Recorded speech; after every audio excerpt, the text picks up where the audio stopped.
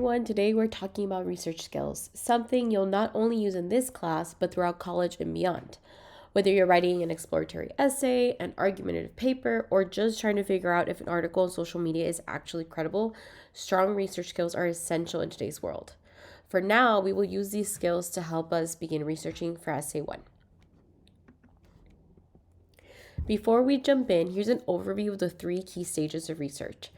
First is preparing for research, and this is where you define your topic, brainstorm ideas, and figure out what you actually need to find. We already did this in the previous module.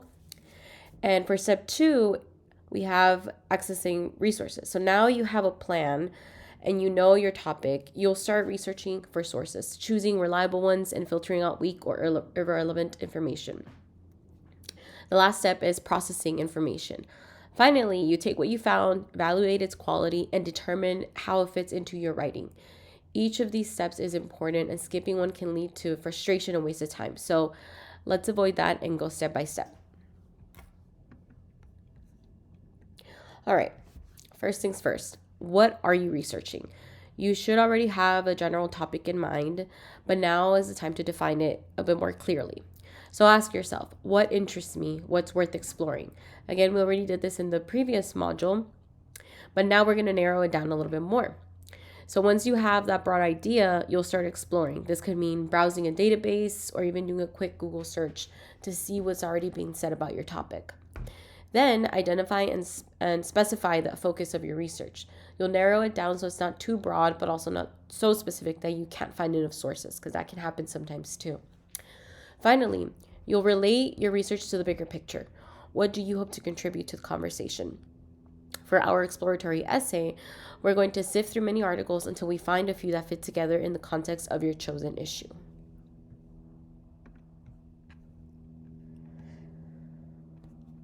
Now that you have a focus, let's go ahead and get started and get a little bit more organized. So first, analyze your research requirements. So if you watched the lesson on the exploratory essay and read the prompt carefully, you should already have a solid idea of what the requirements are. If you don't yet, then go ahead, go back and check the video out and read the prompt a bit more carefully. Next, set up a research portfolio. Basically, keep track of everything. Save links, create folders, and organize your sources so you're not scrambling later. Then explore your topic in different ways. Brainstorm, free write, discuss it out loud, and start skimming sources to see what stands out. Lastly, create inquiry questions. These are questions that will guide your research. A strong research question leads to better, more relevant sources. Instead of searching climate change, try something like, how has climate change impacted small farming communities in the US? This makes the search more focused and more efficient. Now that you're ready to search, let's talk about how to find the best sources. Start by choosing strong keywords. The words you use in a search engine or a database matter. Try different combinations to see what works best. Verify that articles are peer-reviewed. This means that they've been checked by experts and are more credible. Be cautious with .com sites unless it's from a reputable organization. .com websites can be biased or unreliable. Stick to .edu, .gov, or reputable news sources when possible. Check multiple databases, so don't just rely on one. Our Cypress College Library database is a great place to start, but there are others that might have a different perspective on your topic. For more information on how to use a Cypress College Library database, be sure to talk to a librarian through our website. Finding good sources takes time, but using these tips should hopefully help you avoid bad information and focus on quality research.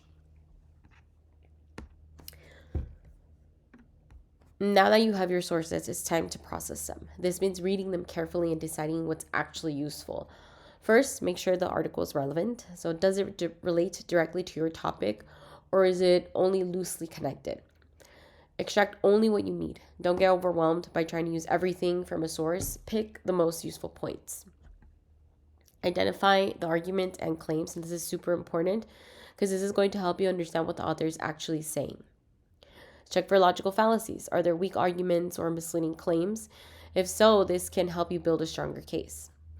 And here's a quick pro tip. Always look at the sources an article uses. If a paper cites strong sources, it's more likely to be reliable. Now let's talk about critical thinking. This is where you decide if a source is actually trustworthy. Ask yourself, is this information relevant to my topic? Is it accurate or could it be misleading? Does the author have authority? Are they an expert in this field? What's the point of view? Is it biased? Who funded the research? Is it fair? Does it consider multiple perspectives or is it a little bit one sided? The goal here is to actively engage with what you're reading. Think of it as if you're having a conversation with the author. Don't just accept everything at face value. Not all sources are created equal. Here are some red flags to watch out for. Unreliable journals are sources that look academic but aren't necessarily trustworthy. So be cautious of journals like Academic Exchange Quarterly or Academia Research. Avoid open access scholarly journals. These don't usually have the same rigorous review process as others. So be sure to have this list open while you're researching to ensure that you don't accidentally use these articles. Avoid articles that have been translating. Meaning can get lost and translations aren't always accurate, so I would just steer clear away of those. Limit your search to peer-reviewed sources, and this ensures quality research. Refine your searches. So look for recent searches and ones that are directly relevant to your own topic. Use contemporary sources. So for most topics, you don't want to rely on outdated information. Filtering out bad sources makes your research stronger and saves you from using unreliable or misleading information. Try to use contemporary sources that are between 10 to 15 years old.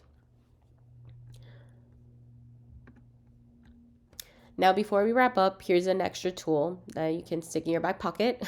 It's called Media Bias Fact Check. Now, this site helps you evaluate news sources based on bias and credibility.